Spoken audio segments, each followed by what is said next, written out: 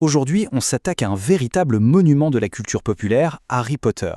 D'une simple idée griffonnée dans un train jusqu'à un empire médiatique mondial, on va décortiquer ensemble comment ce phénomène s'est construit. C'est parti. Alors, pour commencer, un chiffre, un seul, mais qui donne un peu le vertige, 25 milliards de dollars. C'est la valeur estimée, à la louche, de toute la franchise Harry Potter. Oui, c'est un colosse, et ça va bien au-delà des livres. Et au cœur de cet empire, il y a bien sûr ça. Plus de 600 millions de livres vendus. C'est tout simplement la série de livres la plus vendue de toute l'histoire. Rien que ça. Mais avant de devenir ce mastodonte, eh bien tout a commencé de façon beaucoup plus modeste. Allez, on remonte le temps, retour aux origines, parce que cette histoire, elle ne commence pas avec la gloire ou les milliards. Non, elle commence avec une simple étincelle d'inspiration, pendant un voyage en train qui avait du retard, en 1990. Et entre l'idée et le manuscrit final, il s'est passé 5 ans. 5 ans qui sont une vraie leçon de persévérance.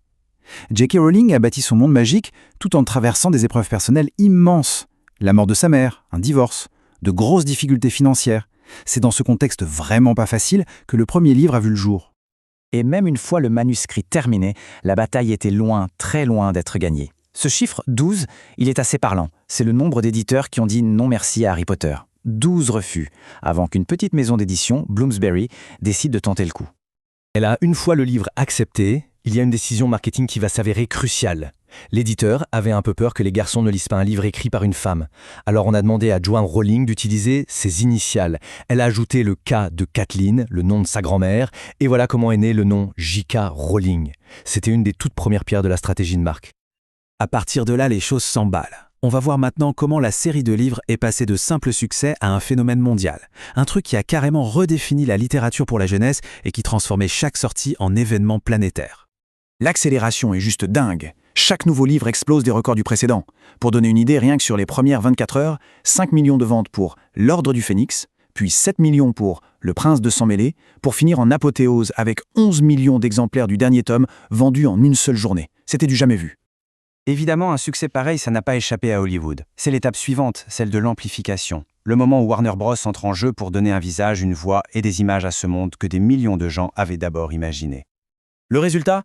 8 films en 10 ans, avec un point sur lequel J.K. Rowling n'a pas cédé. Un casting 100% britannique, pour garder l'âme des livres. Et ça a payé.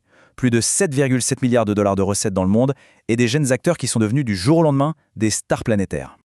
Et la puissance financière des films, elle est évidente. Le premier a tout de suite posé des bases ultra solides, frôlant le milliard. Des films comme Le Prisonnier d'Azkaban, souvent adorés par la critique, ont maintenu un niveau très élevé.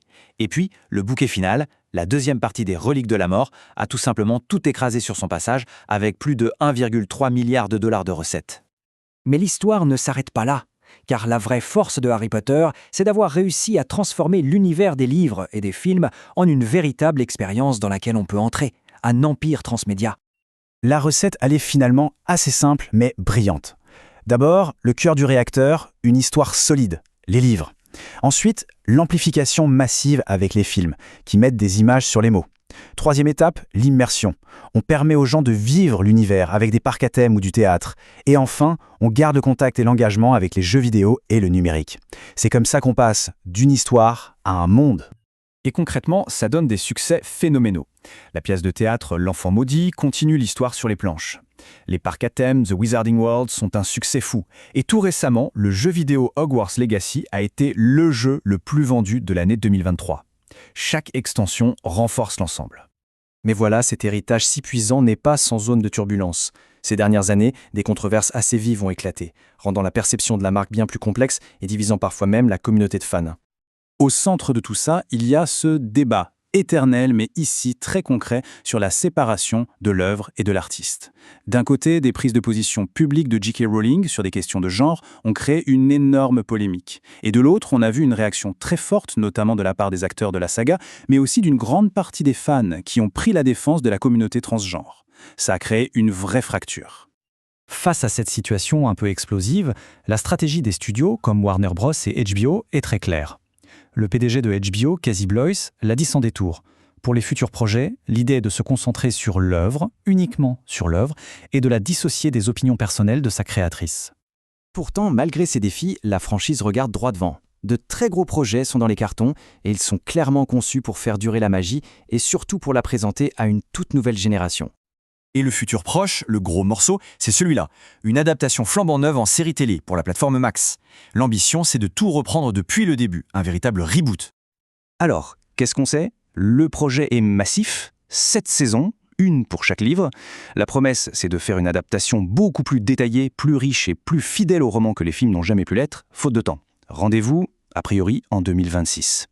Tout ça nous amène donc à la question finale. Après un succès phénoménal, une expansion stratégique brillante et des controverses très complexes, Le Monde des Sorciers est vraiment à un tournant de son histoire. Est-ce que cette nouvelle série et les autres projets parviendront à raviver la flamme pour une nouvelle génération? L'avenir nous le dira.